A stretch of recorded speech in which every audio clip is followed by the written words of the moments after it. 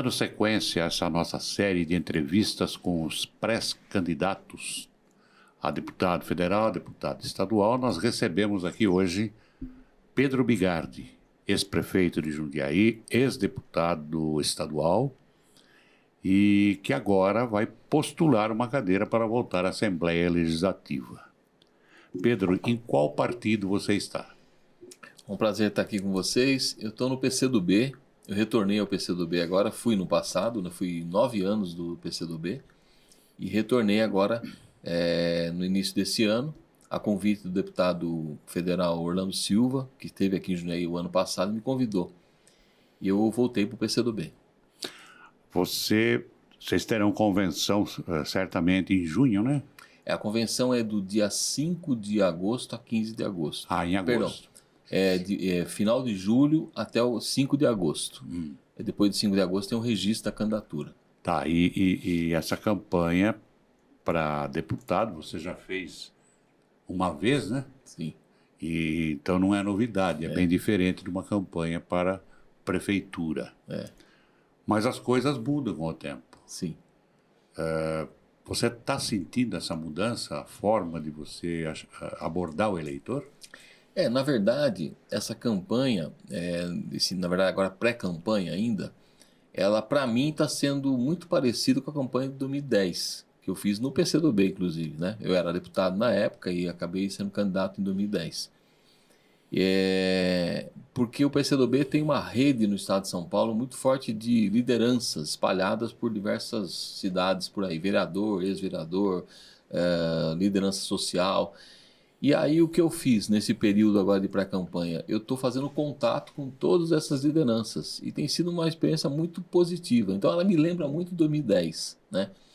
Por outro lado, ela é diferente da campanha de 2018. 2018 foi uma campanha muito estranha, muita rede social, que era uma novidade ainda para a gente, uma novidade muito forte, porque era muita rede social acontecendo, e a gente não sentia isso na rua, né? Que estava acontecendo toda essa campanha de rede. Então uma campanha, e tinha aquela polarização que aconteceu em 2018, ela existe ainda hoje, mas ela está mais leve, menos sentida, assim. Eu percebo que as pessoas estão mais interessadas em conversar do que em 2018. 2018 era uma situação muito difícil, especialmente com a esquerda, né? Então hoje eu sinto um pouco mais de tranquilidade para dialogar com as pessoas, né? E essa rede de conversa no estado tem sido muito, muito interessante. Eu tenho só um exemplo aqui na capital, eu estou com 4 lideranças em 4 comunidades na cidade de São Paulo que vão me apoiar. Então, pessoas interessantes, inseridas na sociedade, lá na comunidade e que vão me ajudar. Então, tem sido uma experiência muito positiva nesse pouco período que eu estou me dedicando agora à pré-candidatura. Pouco que eu parei de trabalhar em fevereiro aproximadamente, com os meus trabalhos, eu vinha com muito trabalho de consultoria, eu parei e estou me dedicando só à pré-campanha. Para quem não sabe, o Pedro é engenheiro. Então o engenheiro ele tem essa liberdade de dar um tempo, né, se for o caso. E eu estava fazendo muita consultoria para órgãos públicos, prefeituras, planos ambientais, de habitação, de regulação fundiária. Estou fazendo um trabalho em Morato de regulação fundiária lá, que é um problema muito sério lá na cidade. Mobilidade urbana, fiz um trabalho. Então fiz muitos trabalhos de estudo de impacto de vizinhança em algumas cidades. Então isso sempre com equipes formadas em cada lugar e tal. Então isso me tomou muito tempo. Nos últimos 2 anos eu trabalhei, apesar da pandemia, né, que foi um problema para todo mundo, foi um período que eu mais trabalhei. Tive muita coisa online, mas eu tive também presencial. E aí eu trabalhei muito esse período. E agora eu tenho que me dedicar, tem equipe trabalhando, tá, mas eu vou me dedicar para a campanha. Márcia. Pedro, posso chamar de você? Claro. Você já foi prefeito de Jundiaí. Eu vou falar mais especificamente de Jundiaí, claro. Embora você conheça a região também. Se eleito, você conhece muito tudo por aqui, por isso que eu tô fazendo esse detalhe. O que você acha que é a maior carência ou a maior necessidade que precisa ser levada à Assembleia, que você vai batalhar? O primeiro, acho que é importantíssimo, a gente falava um pouco antes aqui, né, da gente começar essa conversa, é importantíssimo ter representante aqui da região. Certeza. Por quê? Porque a cidade que não tem uma representação junto ao governo do estado, que possa cobrar, abrir porta, trazer recurso, lutar por recurso, ela acaba tendo mais dificuldade, né? Por mais que os prefeitos tenham relação com o governo, tem essa dificuldade de abrir porta, de dialogar com o estado. Eu lembro que eu era deputado, eu levei, por exemplo, produtores de vinho de Jundiaí. Tinha uma dificuldade grande em relação à tributação, levei eles para conversar com o estado, né? Eu era deputado na época. Entidades assistenciais, tinha uma dificuldade de conseguir um recurso, tal, a gente levava lá no governo do estado.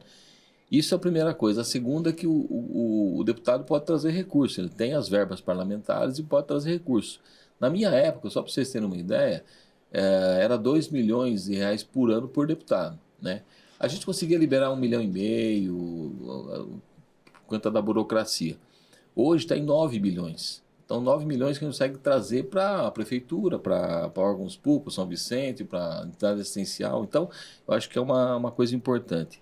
No caso de Jundiaí, eu acho que não é bem só a nossa cidade. Eu acho que está acontecendo muito com as cidades de uma maneira geral. A gente tem que buscar resolver essa questão da miséria que está instalada. A gente vê muita gente na rua, né? Questão de geração de empregos. Então, de alguma forma, a gente tem que ajudar os governos nessa questão de geração de emprego, de superação da miséria que está muito forte na cidade. E aí vem problemas de segurança pública, né? Eu acho que eu vou ter conversas agora com guardas municipais, diversos municípios, né, vão fazer uma reunião comigo. Como é que a gente pode ajudar na estruturação de políticas na segurança pública? Então, essas áreas me parece que são áreas hoje prioritárias para todos os governos. E a Assembleia vai ter que trabalhar muito para ajudar, seja na elaboração de legislação, seja em abrir portas para poder conseguir recursos e possibilidade de trabalhar no município. Então, assim, as minhas ideias no momento são essas. É claro que eu sou uma pessoa que trabalha com meio ambiente, historicamente, fui professor de planejamento ambiental durante 10 anos, habitação e regulação fundiária, a gente precisa retomar. Você vê, Jundiaí não teve mais habitação nenhuma depois que eu saí. Nós tivemos 2.500 moradias entregues e Jundiaí não teve mais nenhuma produção de moradia. Não é só culpa de Jundiaí, não estou culpando o governo. É que na época a gente tinha o programa Minha Casa Minha Vida, do governo federal, o Casa Paulista do governo estadual. Eu me lembro que o Casa Paulista complementava o Minha Casa Minha Vida do ponto de vista de recurso. Graças a isso, nós entregamos as casas no São Camilo, no Varjão, na Vila Ana. Então, precisa retomar de novo um projeto de habitação no estado de São Paulo. O Casa Paulista tem que voltar a acontecer. E o Dória, ele extinguiu o Casa Paulista no início do governo, tentou substituir por outra coisa, mas não aconteceu. Então, essas lutas todas eu vou levar como deputado. Só uma observação, o Dória não extinguiu só o Casa Paulista, ele extinguiu o governo também. Você quer ver um outro exemplo? A Implaza. A Implaza é a empresa de planejamento do estado de São Paulo. Quando eu era deputado, acho que é interessante as pessoas saberem disso. Era eu e o Ari Fossen da nossa deputado, região. De Jundiaí, principalmente. E eu me lembro que um dia o Ari, nós sentamos junto na Assembleia e falamos, nós temos um projeto da aglomeração urbana de Jundiaí, que criava a aglomeração urbana, que está em andamento. O Ari, falei, vai entrar no colégio de líderes, que é onde você tem ali a mesa onde decide as pautas que vão entrar na Assembleia. Falei, o que você acha da gente ir lá juntos, você, PSDB, eu, PCdoB, a gente ir lá junto e defender o projeto? O Ari, beleza, vamos lá. Eu era líder do PCdoB, ele não, mas ele poderia ir lá, participar da reunião. E nós quando entrou na pauta no Colégio de Líderes, eu defendi, o Ari vem, eu até me lembro que ele ficou do meu lado e a gente defendeu juntos. Quando a gente fez isso, constrangiu, vamos dizer assim, o PT era contra, uma parte do PSDB também, porque tinha algumas restrições a isso lá na Assembleia. Quando a gente defendeu, passou o projeto. Quando passou o projeto, abriu. Nós recriamos a região metropolitana de São Paulo, do Vale do Paraíba, de Sorocaba, de Piracicaba, aí abriu todas. Abriu a porteira. Aí os deputados começaram a ficar interessados, porque cada deputado da sua região falou, vou ganhar politicamente com isso. Então, uma coisa que eu e o Ari defendemos juntos, foi a primeira aglomeração urbana do Brasil e do estado de São Paulo, claro, nessa reorganização. Aí o Dória entra, aí a Implaza começou a fazer o plano diretor de cada região. É um trabalho muito interessante, muito, muito. o Dória entra, para na metade desse trabalho, extingue a Emplasa, ela deixa de existir e o trabalho não tem continuidade. Então, e era um trabalho interessante. Eu como profissional, fazendo o plano diretor em 2 cidades aqui do estado de São Paulo, a gente utilizava pela equipe todos os dados que a Emplasa produzia, inclusive planejamento, para aplicar naquela cidade. E eram coisas interessantes, né? Recursos hídricos e tal. Acabou. A Emplasa não tem mais hoje. Então, essas coisas eu acho que atrapalharam muito os governos locais, o governo estadual, e vai prejudicar as pessoas. Então, além disso, teve a Emplasa também que foi prejudicada. Deixa eu te perguntar uma coisa. Como que você pretende dialogar com o eleitor num momento em que a gente vive uma política que é completamente ao contrário desse momento que você citou aí do ex-deputado Ari Fossi, Sim. em que não existe essa coisa de buscar a coletividade, o bem comum, e existe uma política de pulverização? Olha, acho que essa é o grande desafio de todos nós hoje. Você coloca uma pergunta que é para mim. Eu estou lendo um livro, chama O Diálogo Possível. Foi escrito pelo Francisco Bosco, que é filho do João Bosco, né, o cantor. E ele trata exatamente disso, essa ausência de um diálogo, de uma possibilidade de construir coisa, de você conversar sem essa coisa do carimbo, né, da caricatura. O Pedro é PCdoB, é comunista, um o outro... bem, outro é o mal. O bem, o mal, o bolsonarista, o lulista...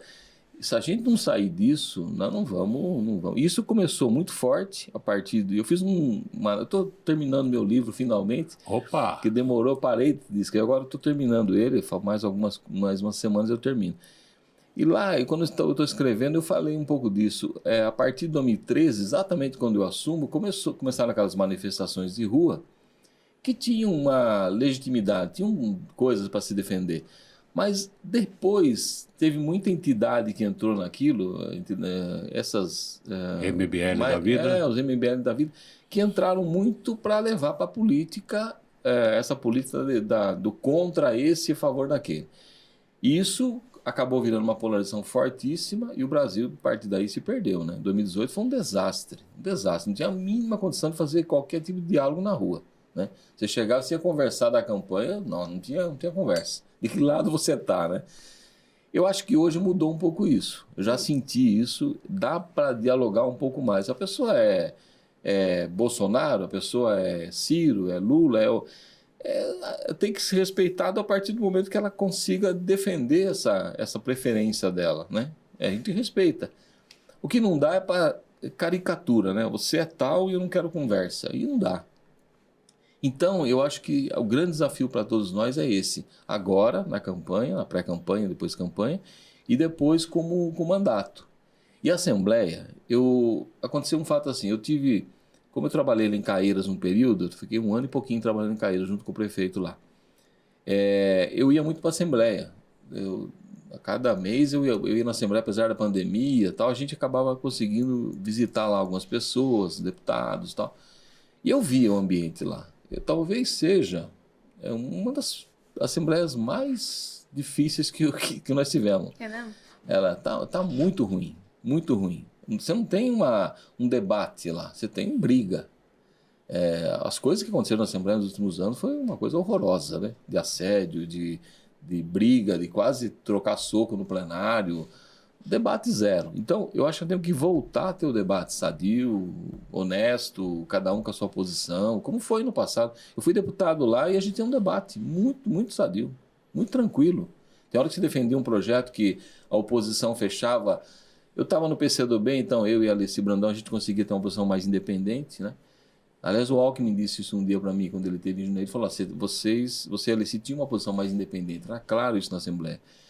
Então, resgatar esse diálogo, eu acho que é um desafio para todos os pré-candidatos e especialmente para quem for eleito. Na sua opinião, você está dizendo que está mudando isso daí. O eleitor vota no partido, no bem, no mal, no neutro, ou vota na pessoa, no candidato em si, independentemente de partido? A grande maioria... No Brasil, a grande maioria sempre votou na pessoa. Isso para mim é claro. É claro que você tinha os períodos de onda disso, onda daquilo, que acabou votando na esquerda, na direita e tal. Mas a grande maioria é pessoa. Dos anos para cá, essa coisa não do partido, mas desse lado de um do outro, isso começou a pesar muito. Fortaleceu, né? Eu vou contar uma coisa para vocês. Eu devo fazer uma visita agora. Eu estava visitando um amigo e ele conversando da política, falando da pré-campanha e tal. E ele quis apresentar todos os funcionários dele. Fomos lá de mão em mão conversando, batendo um papo, se apresentando. E ele foi falando, o Pedro trabalha nisso, eu conheço ele, fez aquilo e tal. E foi me apresentando. Quando ele chegou numa pessoa específica, a pessoa ouviu tudo que ele estava falando, ela virou para mim e falou assim, você é esse ou aquele? Parece que ela não queria saber o que eu era, o que eu pensava, o que eu já tinha feito, o que eu posso fazer. Ela queria saber que lado que eu estava. Então, acho que isso é ruim. É ruim porque não é verdadeiro, não tem... Ele nem sabe por que está tomando posição. Não sabe nem por que está tomando essa posição. Então, hoje ainda é a pessoa, mas tem muito disso, do lado agora. Né? Não é uma questão ideológica, de princípios políticos, nada. É questão de lado. É uma pena isso, uma pena mesmo. Em termos de região, agora nós temos a região metropolitana de Jundiaí. Sim. E tem suas carências. Tem suas vantagens, suas virtudes, mas tem suas carências. Na sua opinião, qual a maior carência dessa região? Depois da representatividade, né? Falta um deputado aqui, 1, 2, 3 que tenha mais aqui que possa nos representar. Eu sinto hoje dificuldade de mobilidade urbana. Eu acho que está tudo muito travado, né? Como eu fiz muito trabalho fora, eu acabei estudando cidade e tal. E eu vejo aqui muito travado. Em alguns horários você não anda, né? Tá muito travado. Você vai para Itupeva, você tem uma dificuldade enorme. Você vai para Várzea, Campo Limpo, Morato. Fui ontem para Morato acompanhar o Fernando Haddad lá na visita dele. E, travado. Então, eu acho que a questão da mobilidade urbana regional é um problema muito grave aqui, muito sério. Isso eu acho que temos que pensar muito nessa questão. Agora, é claro que cada município tem as suas peculiaridades, suas dificuldades, né? Por exemplo, eu falei de Morato lá, habitação e revisão fundiária é muito sério mesmo. Campo Limpo precisa de um projeto de desenvolvimento econômico. É curioso como Campo Limpo e Várzea vinham os dois. Campo Limpo sempre teve um pouco mais de estrutura do que Várzea. Várzea parece que deu uma estruturada maior e Campo Limpo tem uma dificuldade de atração de empresas, desenvolvimento econômico, geração de empregos. Eu sinto que é uma cidade que está um pouco isolada ali. Estou falando isso de visão assim, mais geral, não estou falando de governo nenhum. Eu acho que lá precisa pensar um pouco mais no desenvolvimento econômico, né? Itupeva é uma cidade que cresceu muito. Eu estive lá com o prefeito Marcão esses dias. Ela está gerando muito emprego, mas eu acho que ela precisa de um projeto de reorganização, reorganização do seu território, pensar em alternativa ali, senão ela começa a se perder do ponto de vista do desenvolvimento, acaba crescendo demais e perdendo a sua característica. Louveira, que é uma cidade muito rica, tem problema de mobilidade urbana. Eu fiz um trabalho lá nos últimos anos e ela está perdendo um pouco da arrecadação. É uma coisa que preocupa na cidade. A gente fez uma avaliação lá também. Então, assim, cada um tem uma característica, né? Eu acho que temos que pensar a questão turística. Cabriúva tem que desenvolver um pouco. Cabriúva crescendo bastante, mas tem que pensar a questão turística, não pode perder esse ponto. Então, eu acho que falta um pouco essas características em cada lugar, mas do ponto de vista geral, talvez a questão da mobilidade urbana seja uma coisa que está travando a região. Pedro, como é que estão as negociações para Dobradinha com o federal? Eu tenho, assim, hoje conversado com Orlando Silva, que é do PCdoB, minha dobrada principal, né? Foi fazer ministro, um trabalho, né? Foi ministro. Eu tenho uma dobrada com ele em São Paulo, na capital, tem Mogi das Cruzes, tem na região de Campinas. Tem aqui em Jundiaí, Várzea, Campo Limpo, essa região. Então, com ele eu tenho dobrada geral, né? Para o interior, né? Tem Tupã, tem Botucatu. Eu estou com uma estrutura, a região de Sorocaba. A região de Sorocaba tem Ibiúna, Salto de Pirapora. A gente está com liderança em todos esses lugares aí. Piedade não cheguei ainda, mas posso ir lá ver se tiver. Faz parte da região de Sorocaba. Nesses lugares a gente tem então uma dobrada com Orlando, que é a principal. Tem uma dobrada com o Saulo, ex-prefeito lá de Atibaia. Ele está no PSD, não é uma dobrada, digamos assim, que vai acontecer na federação, depois eu posso falar da federação, que a gente está, né? Mas ele é um cara que eu tenho uma amizade com ele, uma relação desde lá de trás, então a gente tem algumas lideranças que me apoiam o Saulo, inclusive aqui em Jundiaí. Um jovem político, um cara que foi prefeito 2 vezes em Atibaia, então acho que ele vai bem. Tem no PSB, a gente está fazendo uma dobrada, o ex-prefeito de Campinas, tem aqui o apoio do PSB local, né? Já conversamos com o professor Oswaldo, Várzea e Campo Limpo, então a gente está começando a organizar, basicamente, tem outras que a gente está conversando ainda, tem mais uma meia dúzia que está conversando, mas o principal são essas. Tem o Kiko, ex-prefeito de Franco, que tem um... Kiko Seleguin. O Kiko, eu tive com ele ontem, também um jovem político. Então a gente ali também está deve fazer uma dobrada com ele aqui, em alguns municípios. Então tem algumas dobradas interessantes. Nos seus cálculos, ou sua opinião, quantos votos mais ou menos serão necessários para você se eleger? Na federação, eu não citei o nome do ex-prefeito de Campinas, Jonas Donizete. O Jonas Donizete é uma dobrada importante, ele foi prefeito junto comigo no mesmo período, né? E ele foi deputado comigo na Assembleia. Ele era líder do governo na época e a gente tinha uma relação ali boa de convivência. É um político... Ele está sendo cogitado, inclusive, para ser vice do Haddad, ou senador, ou deputado federal. Então ainda há uma dúvida. Mas a gente vai fazer dobrada com ele, estive lá com ele em Campinas. Na federação, a federação é assim, né? Mudou um pouco a regra, né? Antigamente você podia ter, cada partido lançava um número de vagas, 94 deputados na Assembleia Estadual, mais um tanto lá, mais um terço. Então dava 120 candidatos por partido, era um mundo de gente.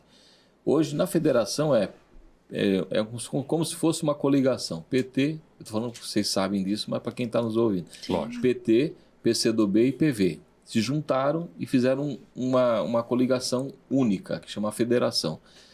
E aí são 94 candidatos mais 95 pré-candidatos. Na nossa conta, 60 mil votos elege, que é mais ou menos o número, normal, de todos os partidos que eu tenho visto aí, viu? PSB fala em 60 mil.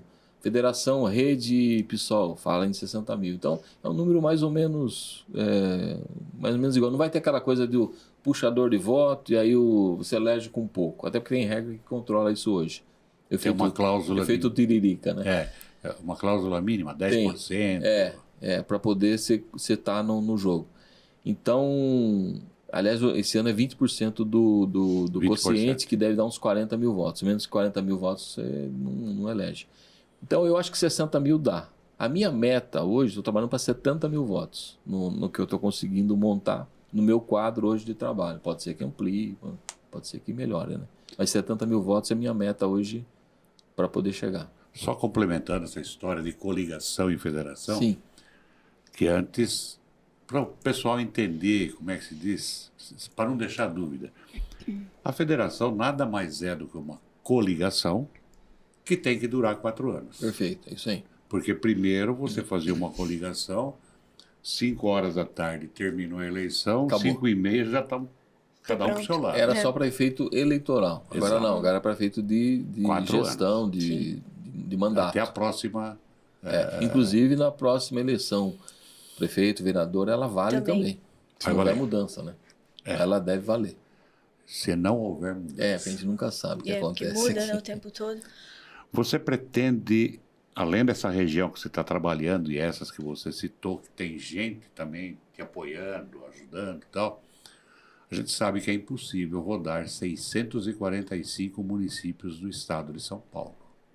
Não dá. Humanamente, teria que ter o quê? Uns 2 anos de campanha. Não dá. Porque não dá. Seu foco, então, fica mais por aqui. O meu foco principal é a região de Jundiaí. São as cidades da região metropolitana. Entra um pouquinho ali Vinhedo, que tem apoio. E uma segunda, que eu estou trabalhando bastante também, é a de Caieiras, Franco, Morato, aquela região ali. Ali a gente chega até Mariporã, são 7 cidades ali, perto de Cajamar também. Essas cidades ali tem um grupo muito forte me apoiando. Eu fiz uma reunião lá esses dias, teve 100 lideranças na reunião. Lideranças mesmo de bairro, gente de cada local lá da região. E é um grupo muito forte. Ali tem vereador, ex-vereador, tem sindicalista, tem gente da Associação de Moradores. Eles ali têm um trabalho fortíssimo. Então ali é o mais forte para mim hoje a região de Jundiaí, que é prioritária, e a região ali de Franco Morato, que tem uma relação boa com a gente hoje, né? Antigamente não tinha, hoje o pessoal mora lá, trabalha aqui, então tem uma relação de convivência muito boa. Por sinal, Franco e Morato tem bastante eleitor também, né? Tem. Quer dizer, lá qualquer 10% do eleitorado é bastante. Faz a diferença. A gente tem uma estimativa de ter uma votação bem boa lá. A gente fez um quadro de estimativa, tá bem, bem organizado, né? Pedro, eu queria te perguntar, fazer um questionamento que eu tenho feito a quase todos os pré-candidatos, que é relacionado à segurança. Porque nós, jornalistas, a gente não pode fazer esse questionamento ao município, né? Sim. Ao governante do município, porque não é competência, sim, do Estado. E aí, quando a gente tem um representante, a gente tem uma esperança de que agora vai. Né? Nós estamos tendo problemas muito sérios aqui em Jundiaí, especificamente, acredito que na região se estende. Como é que você vê a situação de Jundiaí hoje? Porque é uma cidade que não para de crescer, né? E toda cidade, quando cresce, corre o risco de crescer desordenado. Como é que você vê essa questão? Jundiaí ainda tem aquela característica de ter várias saídas, né? Isso é um problema. É um problema sério. Como é que você vê essa questão da falta de segurança que o Jundiaí tem hoje? Então, eu acho assim, primeiro, a gente tinha uma situação, por ser uma cidade de grande porte, com muitas, como você colocou, saída e entrada, isso facilita roubo de veículo, sequestro, a coisa facilita porque você tem rápida saída para tudo que é lado. E os problemas de uma cidade como o Porto de Jundiaí, você acaba tendo dificuldade na área de segurança.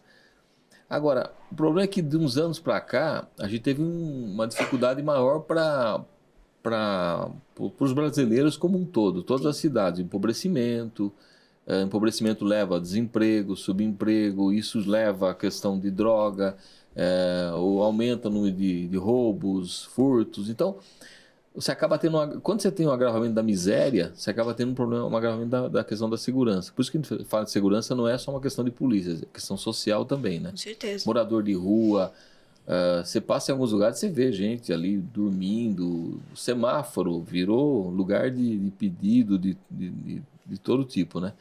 Então, assim, houve um agravamento da situação em geral, e Jundiaí não foge disso, pelo contrário.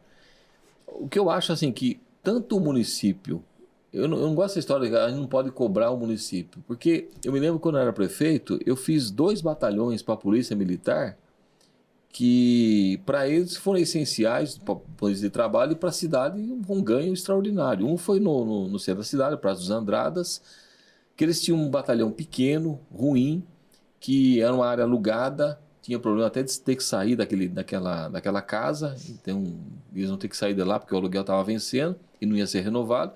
A gente pega um prédio da prefeitura, faz uma reforma, eles têm um prédio mais estruturado e numa região onde você tinha muito problema de segurança, ali no entorno ali. E no centro da cidade. Então, aquele batalhão ali foi uma ajuda que o município deu para a Polícia Militar, que foi...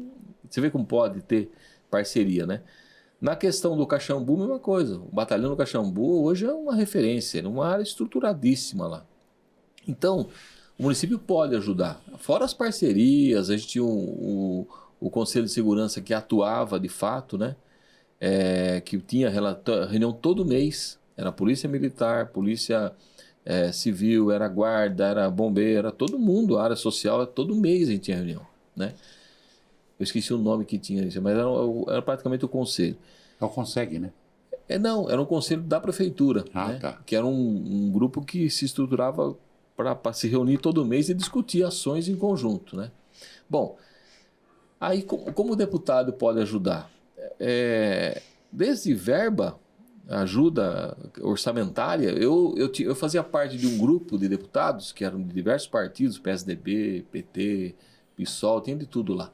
A gente lutava por aumentar as verbas do orçamento. Quando ele chegava na Assembleia, a gente lutava para aumentar as verbas do Corpo de Bombeiros, da Polícia Militar, da Polícia, porque era uma verba sempre pequena. Então a gente... Tanto que eu mandei o caminhão do Corpo de Bombeiros aqui para Jundiaí como uma verba parlamentar minha. É um valor mais alto, mas eu consegui e veio para cá o caminhão. Na época eu era deputado. Então o deputado pode lutar no orçamento, ele pode lutar com verbas parlamentares e ele pode ajudar, inclusive, na estruturação. Eu tive aqui, quando era deputado, num debate da Polícia Militar no São Camilo, eu fui lá participar como deputado, representante, para ver como é que eu articulava com o Estado a ação da polícia aqui no local. Pedro, deixa eu te perguntar então, uma coisa. Fazer. Sim. É difícil. O que diferencia, por exemplo, esse tempo aí do hoje, na tua opinião, então é a questão social, assim, é a crise... Houve um agravamento, isso. Houve um agravamento social. Aí também dá para ajudar. Você pode ajudar nas entidades, as áreas sociais, melhores equipamentos e tal, para ajudar a melhorar a questão social e aliviar a questão da segurança. Mas diretamente com a polícia está fazendo muita coisa. Na época eu fazia parte, eu lembrei agora do deputado que foi senador, que faleceu, o Major Olímpio. Ele era um lutador ali, ele tinha uma posição política na época, que hoje seria aquela coisa do bolsonarista contra o... Né? A gente trabalhava junto, direto com a Polícia Militar. Tanto que eu recebi uma série de prêmios da polícia e tal. O Ari Fosse também, eu citei o Ari agora há pouco, também trabalhava nessa área. Então a gente pode atuar ali, né? Trazendo recurso, abrindo porta, fazendo diversas ações em relação a isso, né? E o debate na questão de segurança na Assembleia ele é muito forte. Ele é muito forte. Aliás, na Assembleia você tem um debate muito forte na educação e na segurança pública. São duas áreas muito debatidas na Assembleia. Se o Anselmo me permite, ou eram, né? eu queria te falar da educação. Tá. Por quê? Desculpa se me permite. É porque nós estamos juntos aqui, né? Senão vai virar um... Mas as mulheres sempre têm preferência. Pedro, eu queria falar de educação com você, porque a violência ela acabou entrando dentro das escolas do Estado, né? A gente tem tido casos inúmeros aí de alunos agredindo o professor, alunos que se agridem. Como é que você enxerga tudo isso, assim, como pré-candidato mesmo? Eu acho que não só aí, mas em diversas outras áreas, na casa, no trabalho, na escola e tal, infelizmente, de uns anos para cá, no governo que está hoje, o governo federal hoje, há praticamente um incentivo à violência, né? Essa história das armas, acontece um ato de violência, o governo ou não se posiciona, ou se posiciona às vezes a favor do que praticou a violência, seja ele policial, seja o que for. Então, assim, a gente precisa resgatar primeiro o princípio, que é que não podemos aceitar essa violência acontecendo em lugar nenhum. E não é armando a população que a gente vai resolver o problema, muito pelo contrário. É o oposto disso. É criar relação de solidariedade, de respeito, de convivência. Eu me lembro, quando nós assumimos aqui como prefeito, a gente tinha um plano de trabalho e tal, e começamos a fazer, tal. De repente a Margarete, um dia minha esposa, falou assim para mim, a gente precisa, além de fazer, tem que ter uma ideia de fazer isso com um sentimento de relação, de vida, de convivência, de respeito. Trazer as pessoas de novo para ter um respeito. Isso ficou na minha cabeça em tudo que a gente fazia, o Sexta no Centro, ou não sei o quê. Eu via as pessoas se encontrando, eu enxergava assim, tem que ter essa relação de convivência e de respeito para fugir dessa história do... Qualquer coisinha eu quero matar o outro. É um negócio, uma porrada, é um negócio doido. Então, assim, primeiro o princípio, temos que resgatar o princípio no Brasil. E aí precisa mudar essa política nacional, que é um absurdo, é um desastre. Agora, em relação às escolas, voltando no que você colocou, é a questão também de educação, de respeito, da convivência, da família presente junto à escola, do respeitar o professor. Fui professor 10 anos. Se você não tem esse respeito com o aluno, essa convivência e respeito, é um problema gravíssimo. Então, acho que resgatar isso é imprescindível. Na escola, você ter segurança, e também não é câmera, né? É respeito, é convivência, né? relações de convivência, entender o aluno, a dificuldade que ele está tendo, o bullying. Bullying é um negócio, você vê lá nos Estados Unidos, né? O bullying provocou uma tragédia, né? Então, trabalhar tudo isso, acho que é importante na escola também. E escola presente. Essa história de escola em casa, educação em casa, meu Deus, que desastre que é isso.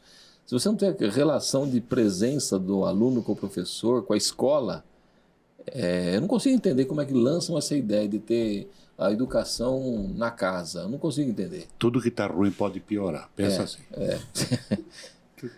Pedro, para a gente encerrar, por causa do tempo, que é meio escasso. A gente vai falando aqui também às vezes. Não, mas o papo tá bom. Né? Vai até a noite, se for o caso.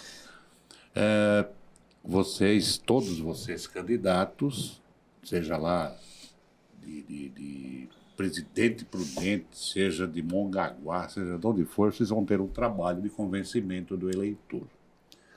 No caso dessa região metropolitana de Jundiaí, mais essas cidades assim, praticamente grudadas a Jundiaí, Morato, Franco da Rocha, Caieiras, não tem ninguém para brigar, não tem representante.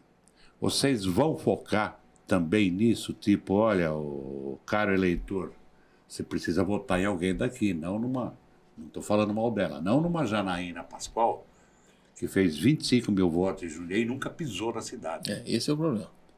Vocês vão focar nisso daí? Sem dúvida nenhuma. Acho que é um ponto que acho que todos os pré-candidatos têm trabalhado isso daqui, né? O problema de votar gente não tem problema de votar gente de fora. Teoricamente, não. Desde que tenha um compromisso com a cidade. O que foi feito em 2018 foi assim. Choveu rede social aqui, gente que ninguém nunca tinha visto. Votaram nessas pessoas. Frota. Até o professor Oswaldo outro dia falou para mim, dá para eleger dois deputados só com que voto que era de fora. Que é impressionante. Então, assim, eleger gente daqui é imprescindível. Agora, é importante que tenha um compromisso com a região também, né? Porque tanto os daqui, se votar em algum de fora, que tem algum compromisso com a cidade. Senão a gente fica, cidade e região, a gente fica sem ter, na hora que precisa, alguém que vá lá para poder abrir uma porta, né?